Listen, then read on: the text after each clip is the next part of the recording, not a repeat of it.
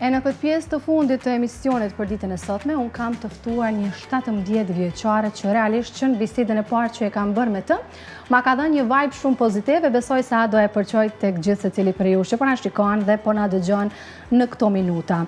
Ajo është 17 vjeçe dhe është përzgjedhur nga Instituti i Inteligjencës Atomi me statusin atomiste, ndërkaq rezultati i saj prej IQ 152 e rëndit në mesin një përqindje shumë të vogël të popullatës në botë. Sot unë kam kënaqësinë që këtu në studio ta kem Verda Muçaj, me cilën do të flasim jo vetëm për këtë status të ri që ajo tash po e mban, por edhe për jetën e saj si një adoleshente. Verda, mirë se na erdhe. Mirë se gjeta Qëndresa, faleminderit për ftesën. Dua ta nis bisedën duke të pyetur se si është të jesh në mes të 0.02% të më të zgjuarve në botë. Normalisht me të vërtetë është një ndjenjë shumë e veçantë, base pak të arritë edhe atë konfidencën dhe vetëbesimin që e ke në vete, por zakonisht unë jam mësuar edhe prej shoqërisë edhe prej familjes që në moshë të hershme kështu të më tregojnë ose të më apikasin ata që sa e zgjuar je, sa inteligjente, kështu që nuk është diçka ndoshta që më ka çudit në fillim, normalisht edhe koeficienti i inteligjencës ka qenë ndoshta pak edhe i habitshëm edhe për mua dhe për rrethin sepse ka qenë shumë i lartë, por në të vërtetë është një ndjenjë shumë e mirë. Më trego pak si ka qenë procesi për zgjedhjes? Si ke vendosur që ta testosh veten ndoshta?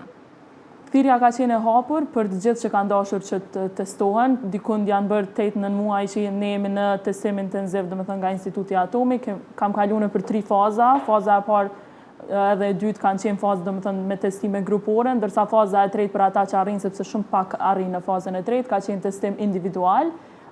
Kryesisht testet janë me pattern recognition, domethënë testet të inteligjencës që janë me norma amerikane dhe britanike, edhe në fund nga gjithë ata të cilët veç zgjedhin për të shkuar për të testuar, një numër shumë i vogël edhe e marrin statusin atomist, që për ta marrë status dikun duhet kesh një koeficient inteligjencës 140 më shumë.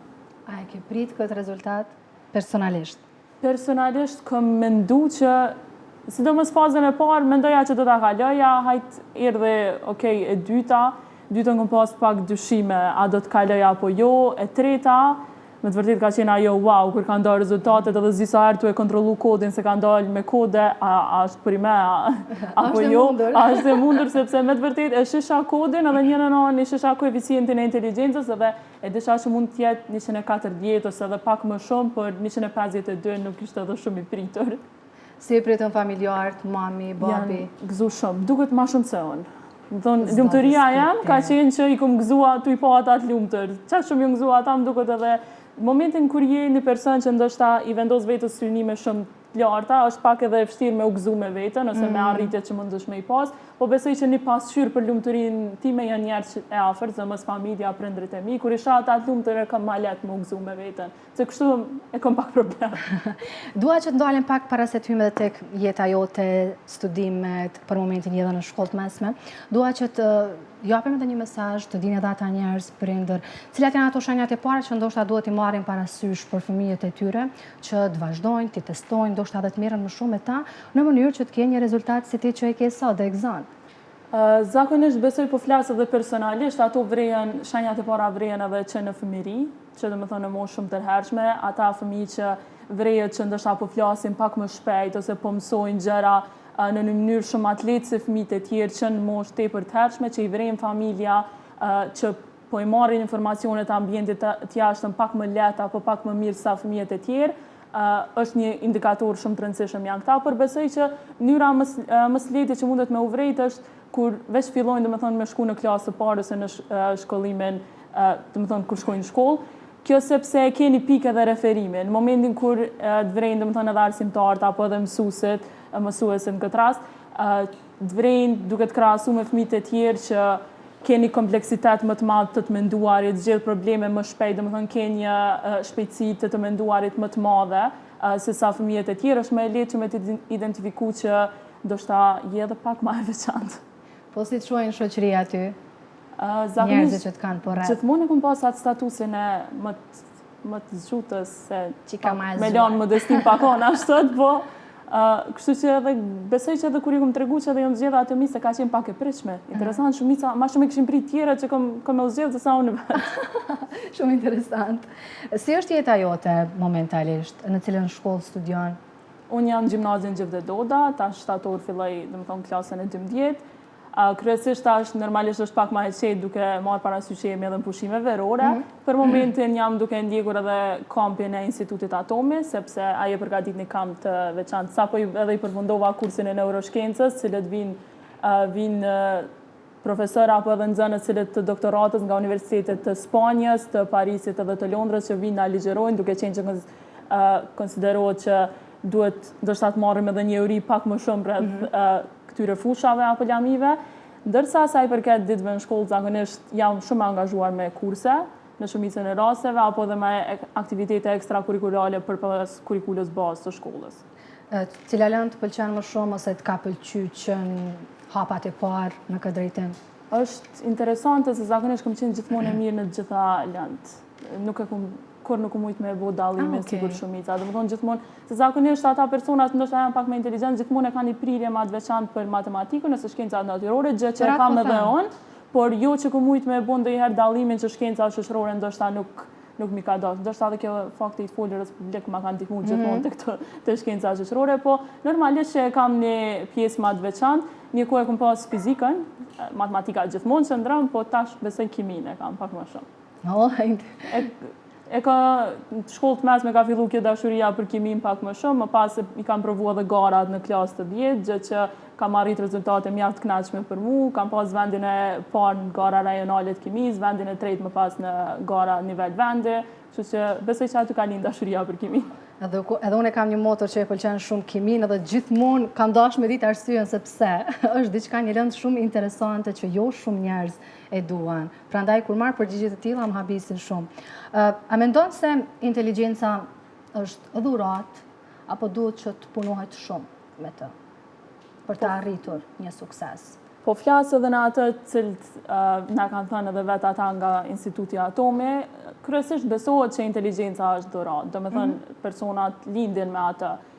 Jo shumë kanë fatin që ndoshta me pas inteligjencën pak më të lartë se sa mesatari, sepse mesatari është dikon të pej në 10 deri në 109 koeficienti inteligjencës në mesatare, por që prandaj edhe nuk mendohet që ka ndonjë ushtrim specifik që me ushtru rritjen e inteligjencës në një lloj forme. Mundet për shembull me ushtru në ndonjë aspekt mekanik rritja e kujtesës ose diçka e mbamendjes, por tek pjesa e inteligjencës me atë që na kanë thënë, bile bëjshin çaka me neve, tash juve që keni zbulu që jeni pak më të veçantë, nuk bën me ndal punën me punu me veten. Po ku e sheh veten pas 10 vitesh ose fillimisht a ke menduar ndonjë drejtim që do e vazhdosh pas përfundimit të shkollës mesme? Gjithmonë e kam pas të vështirë të orientohem. Dikon ndoshta akoma jam si e dyanshme në 2 drejtime. Kryesisht po mendoj për mjeksi. Paçka që edhe juridikun e kam një pjesë, kështu semrës gjithmonë e kam pas mendim, nuk i dihet, kam kohë edhe pak për të vendos, por që çka do që të vendosi pas 10 vitesh e shoh që nuk i dihet në emision ashta prapë të të tregu sa kom rrimajat në emisionin tim.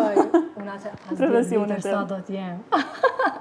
Kudo në cilin do profesion e shoh që do të arrij maksimumin edhe do të përpiqem të arrij maksimumin atë profesion. Edhe me shumë kënaqësi do të pres. A ke dëshirë ose a je prej atyre nxënësve që preferon të studiosh në Kosovë apo ke ndonjë synim që të shkosh jashtë vendit, ta provosh një ndjenjë të re, ndoshta një eksperiencë të re, dhe më pas të rikthehesh në Kosovë apo si e mendon këtë pjesë? Besoj që ky është i vetmi vendim ndoshta në aspektin e studimeve që veç e kam marrë.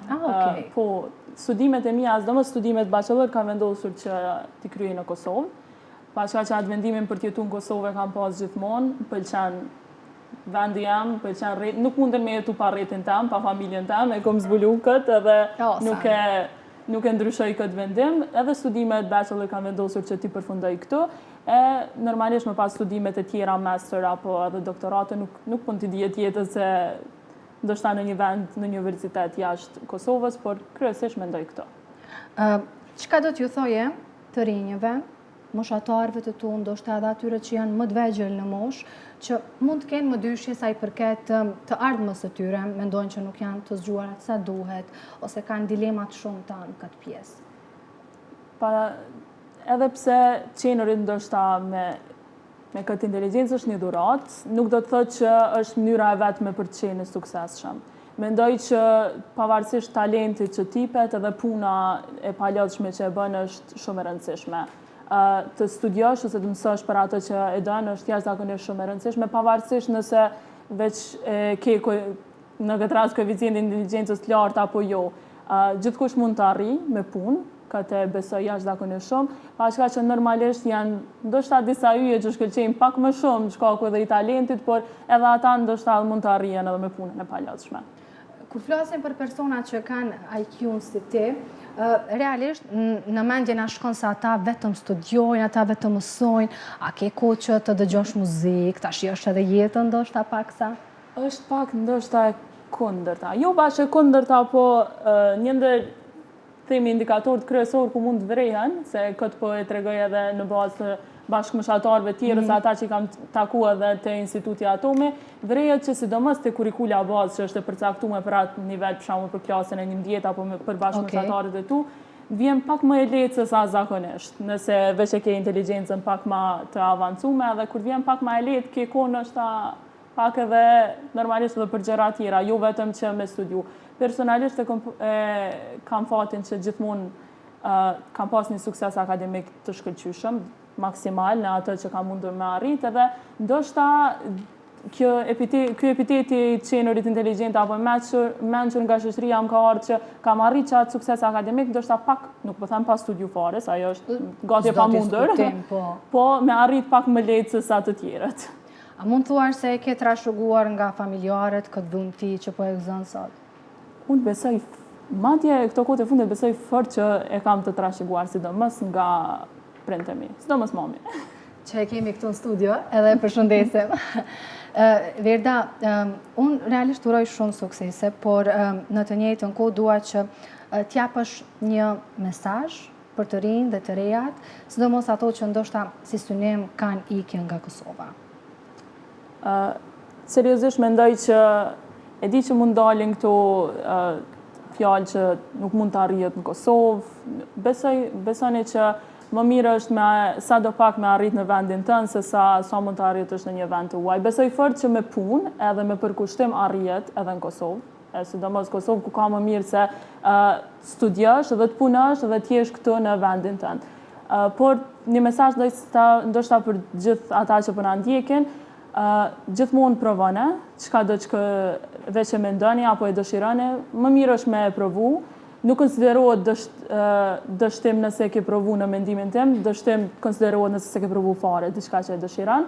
Kështu që më mirë është provone, edhe nëse dështoni, unë kam një shprehje që e pëlqej shumë, më mirë është ndoshta me dështu ose me rapi një lartësie shumë të lartë, se sa me rapi një lartësie më të ulët. Kështu që më mirë me provu diçka, me mri sa më lartë që të mundesh, edhe nëse dështon rrugës, bile e ke ditë që po dështon prej lartë, jo prej.